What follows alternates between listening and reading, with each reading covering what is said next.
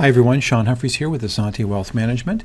We put together this video presentation on life insurance, and we're talking generally about the different forms of insurance, group benefits, personally owned life insurance, the difference between term and permanent.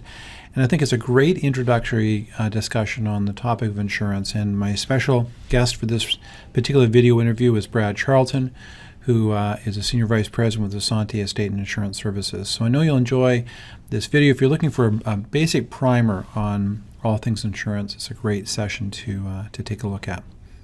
Well, hi Brad. Thanks again for joining us for this video series on different aspects of insurance planning. So thank you.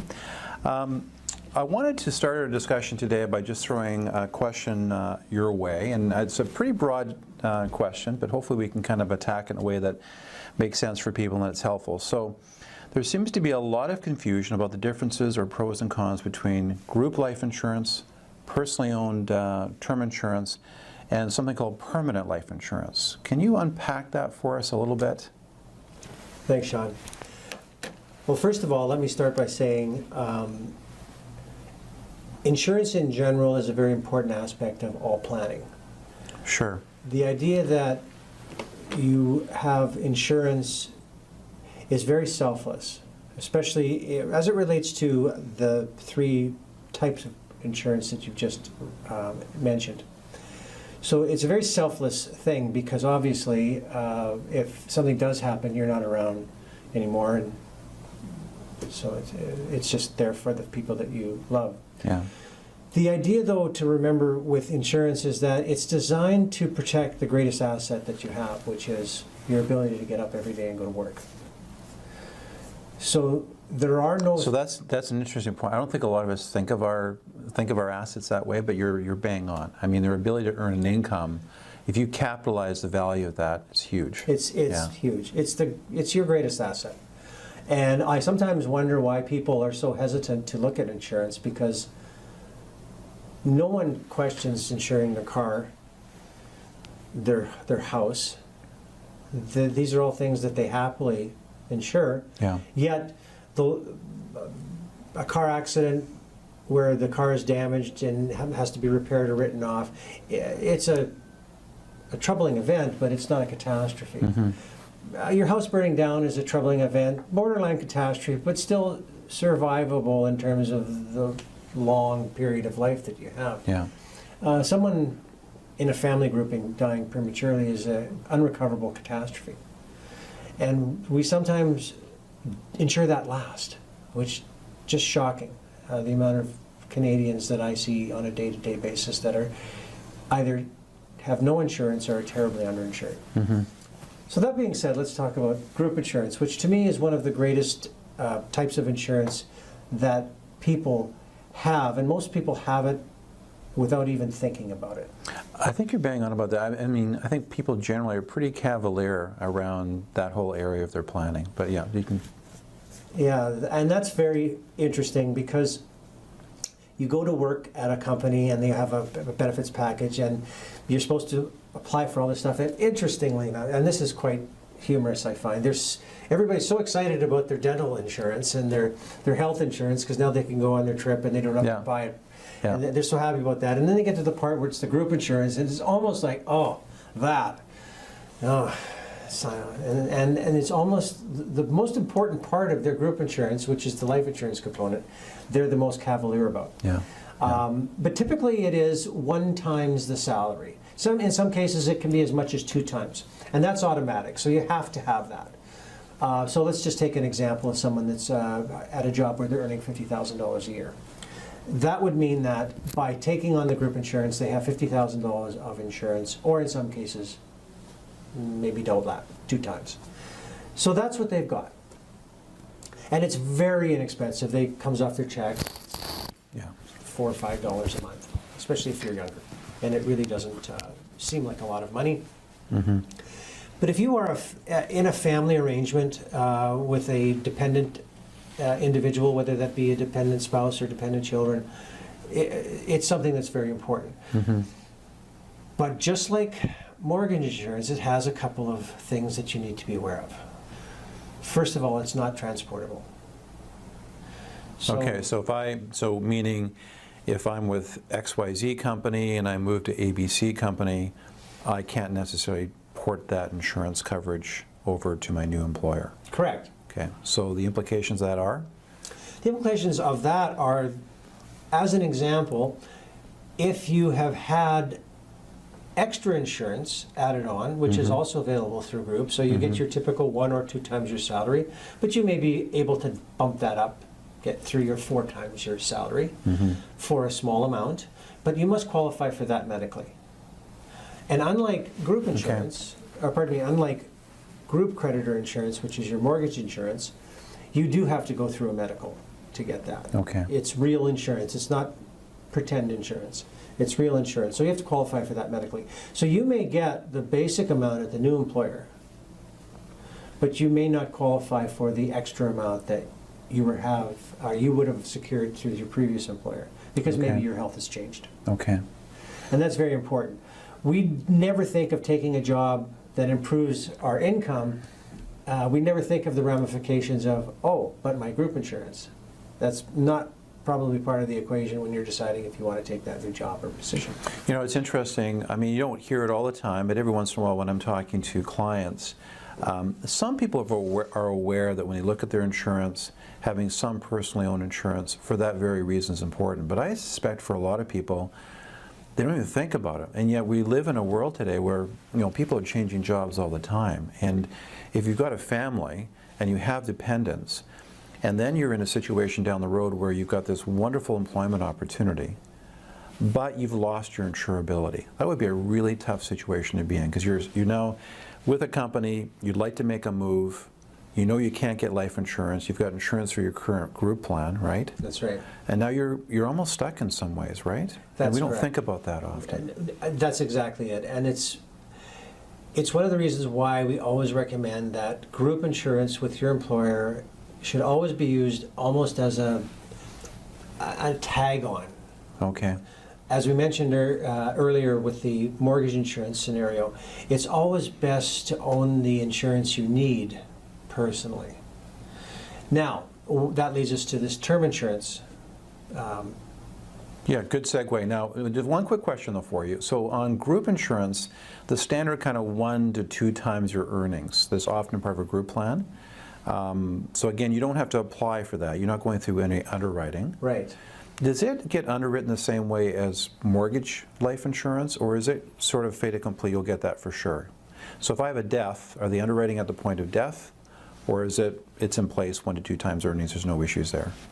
It's in place. It is, okay. Again, it's one of the things that I think is a strong component of the group life insurance aspect. Okay. I don't want to use the word fake insurance. That implies a different thing in today's world, but it is real insurance that's underwritten. Even though the 1 or 2 times is automatic, the group carrier that's providing it has taken all that into consideration. And it's typically not a number that's that large that it would cause a catastrophe to the manufacturer. Should something happen to you and you only had the 1 or 2 times and you couldn't have bought insurance in the first place. Okay. So that's all worked out at the beginning. It's the extra coverage, the 3 or 4 times your salary amount, that would be underwritten. And that's the potential that you have when you're moving positions. Yeah. That may or may not be available. Okay, perfect. Thanks for clarifying that. So let's turn then, now we're transitioning to personally owned term insurance, right? Yes. Okay. So what we say, again, your health is your wealth. Your ability to get up every day and go to your job and earn that income, the capitalization of your future earning power is a very large number. So in order to ensure that a family is properly protected, and again, at these earlier years where it's basically, we call it human capital. Mm-hmm. Human capital is the intangible capital. It's not an RSP, a TFSA, or any money that you've been able to sock away for future use and your retirement. Human capital is, again, this ability to get up and do your job and earn an income. At those stages of life, we typically don't have a lot of disposable income. And we have to be very careful about how we divvy that up with the necessary aspects of building our life with our families and things like that. So term insurance is a very inexpensive form of insurance. It's designed to be able to get you the larger amounts of insurance that you actually need without it impacting your budget to a level that would make it unaffordable to do other things. Yeah, yeah. Now, the term insurance is, as the term implies, it's for a specific term. Typically, we see them for 10-year terms. So you would buy the insurance and it would be a certain cost, a certain death benefit, guaranteed not to change for usually about 10 years. Now, then at year 10, what doesn't change is the amount of insurance, but what will change is the cost. Now, this is no different than group insurance. Group insurance is always stepped as well. Okay. Just it's a little bit less obvious because we don't really typically notice it. Yeah, they're much more incremental changes over time, aren't they? That's right. Group term, okay. Yeah. So the term insurance gets you a lot of insurance when you're younger for a good length of time. Usually 10 years is a good window. Mm-hmm. There are some plans that will allow you to get term insurance with premiums that are level for 20 years. Okay. And that's, if you allow me to interject here, that's probably the best type of term insurance to buy if you're going to apply that type of insurance to, say, a mortgage, outstanding Mortgage, but even a young family, you think of, you got young kids, you've got a 20-year period between, now and when they're sort of launched. Exactly. So 20 years is probably a good time frame to look at for both those situations. Yes. Both mortgage and Yes. raising kids, okay. And it's interesting because it might be a tad bit painful at the start. Yeah, a little more expensive. A little bit more expensive. But I can tell you that as you go through basically the flow of that, Yeah. year 7, 8, 9, 10, 11, 12, as your particular income levels have gone up, your Yeah. lifestyle has gone up, you examine it and you think to yourself, wow, this is pretty inexpensive.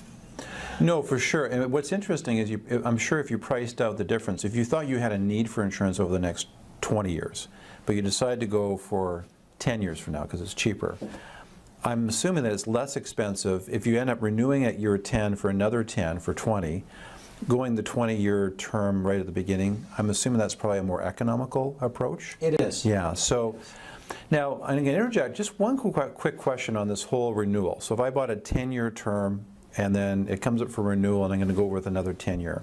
I've had clients come to the office just absolutely, beside themselves because they get this renewal notice and they've got to renew their insurance and the premium's pretty high. And I go, well, yeah, if you're going to renew with the insurance company, there's going to be a guaranteed renewable rate, but you can go to market and see what kind of rate you can get if you just applied for insurance at this point. Yes. So could you unpack that for me a little bit? Because I think a lot of people get these renewal notices and they go, and they start panicking, and they don't realize that if they're insurable and healthy, there's other options, right? That's very true, Shaun. Dealing with 3 cases right now where that flew across my desk, and yes, they're calling the advisor with their hair on fire. Yeah. I forgot about that renewal. It was 10 years ago, and all of a sudden they have to deal with it. Yes, yes. Now, we try to be a little bit more proactive, and again, Sure. the advisors should be a little bit more proactive where they're setting this up. Yeah, exactly. For your comment is exactly right. There are obviously things that can be done if the clients are still in reasonably good health. So what happens is the insurance companies recognize that the term insurance is designed to be bought for a cheap purpose. Yeah. And in order to make these things very inexpensive, and this is not something that's a negative to the insurance industry. This is actually quite a positive. To keep the cost of insurance down low, they have to build these plans so that at these windows, these 10-year windows or these 20-year windows, the increase in the cost is enough to cover off the cases where people have become uninsurable. Okay, that's right. They don't know what things are going to be like 10 years from now, so they build in a bit of a buffer. A buffer, because to your point, the only people that renew at year 10 or year 20 are the ones that have a health issue. Okay. Because if you can't buy insurance and your premium for your old 10-year term is just tripled, Yeah. and everyone else is saying you can't have a life insurance policy because you're too sick or you have a condition that makes it impossible for you to buy insurance. Yeah, exactly. Well, any premium is a good premium. Now, you can't buy back your insurability. So if someone's prepared to give you insurance anyway, you're going to jump at that. Yeah. Okay. So that's why the insurance companies do that, because they Okay. recognize that everybody's going to go to market. they have to build in a buffer that protects the insurance company for all the people that decide they are going to keep their term insurance. Yeah. So that's why it's always best to, with a 10-year term insurance, obviously first thing that has to happen is you have to revisit the need Yeah, no, at exactly. that 10-year point. And I think the planning always should drive these discussions. So that's a very good point. Okay. Exactly. If it's determined that the insurance is still required, then go to market. Okay. We had a very interesting anomaly happen between the 90s and the 2000s where people were actually going to market and getting cheaper coverage than they did 10 years earlier because term rates had come down so much. Oh, okay. So it's not necessarily all bad that can happen. When you go back to market, and we're doing a recent file right now where the increase in the cost is almost insignificant. It's almost the same, simply because 10 years down, they've really fine-tuned the cost of the term insurance. And much to the surprise of the clients, there's almost no change in cost.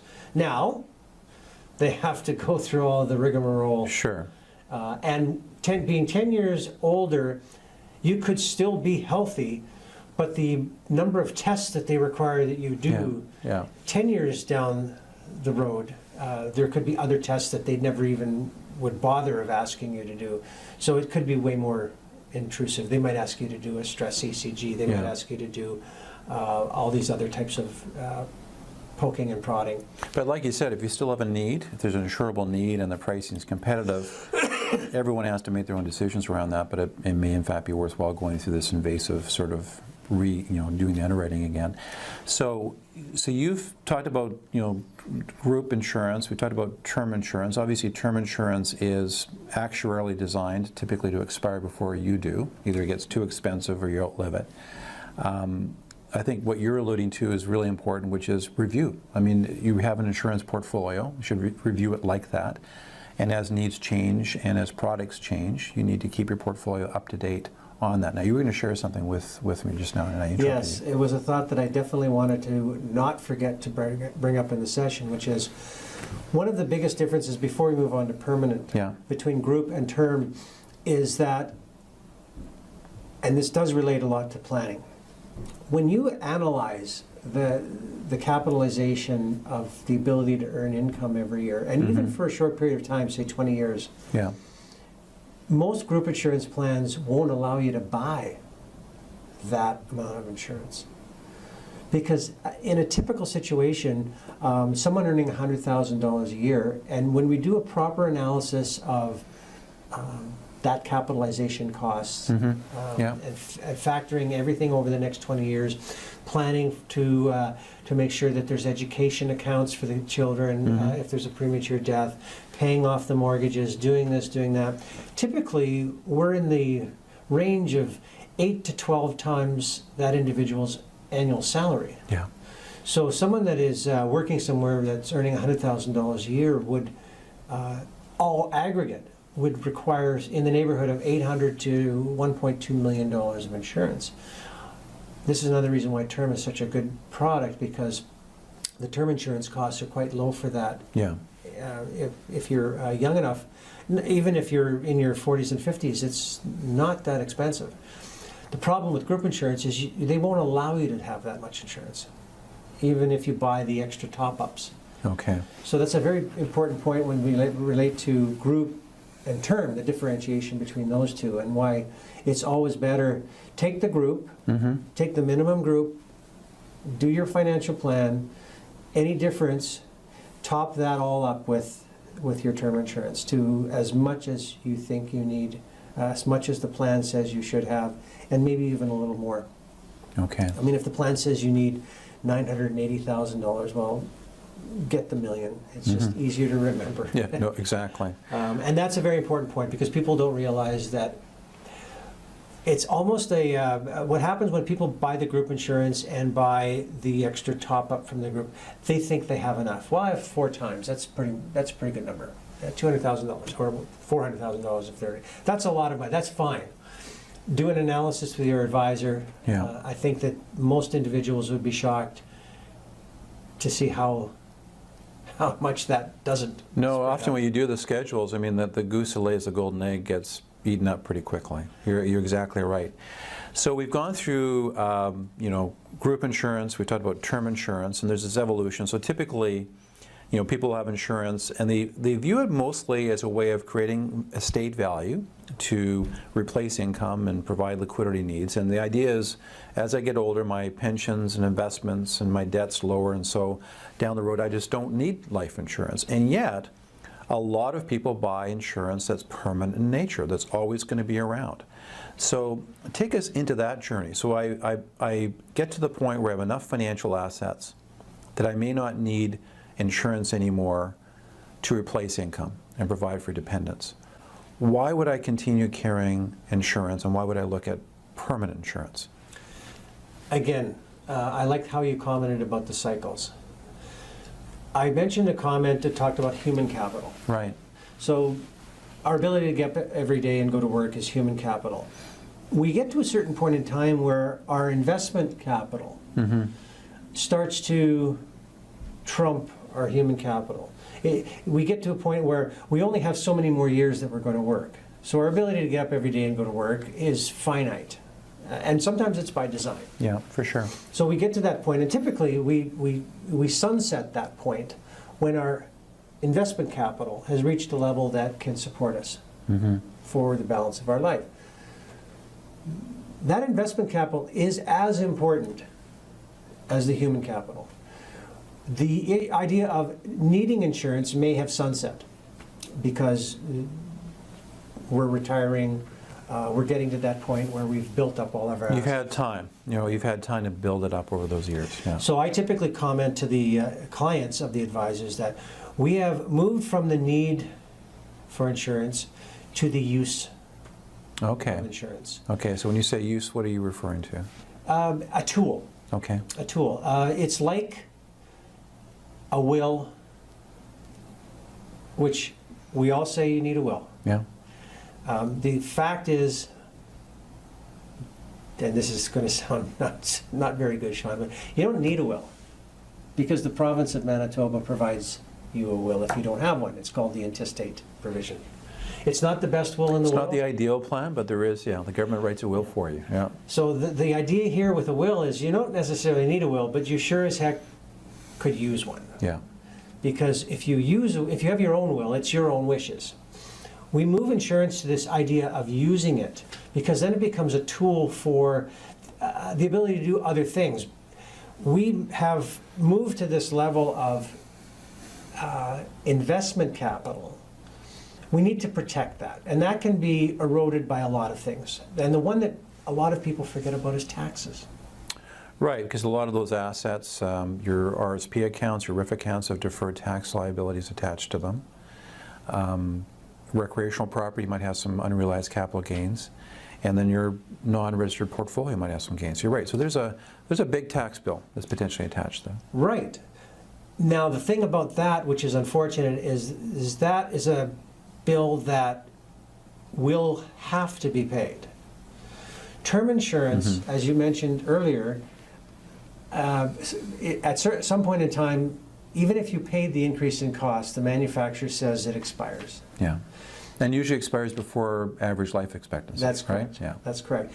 So you can't use term insurance to plan for these permanent events, and that's why they call it permanent insurance. Okay. Because permanent insurance is designed to be in place when your heart stops beating, when those issues are due, whether it's the tax on the property, whether it's the tax on the RSPs or RIFs at that point in time, unrealized capital gains from your portfolio, things like that. Right. So again, just to be clear, most term insurance is going to probably lapse or end into your early 70s.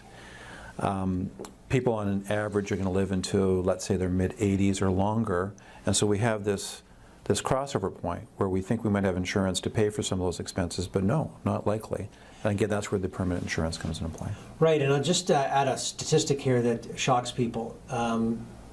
Actuarially speaking, a husband and wife entering their retirement at 65, there's approximately a 53% chance that one of them will live to be 90. Yeah, it is shocking. People don't, because I don't know how many people I have when we're doing retirement income planning analysis, and I'll go, well, let's do a forecast to age 90. And they kind of laugh at me and go, oh, you got to be kidding.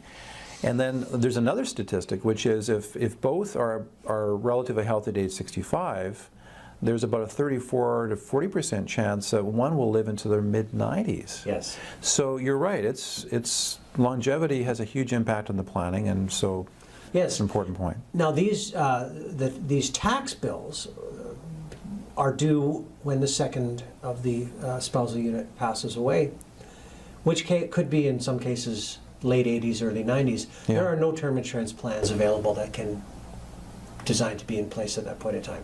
So permanent insurance is exactly that. It's Okay. designed to be in place no matter how long you live. And the longer the better.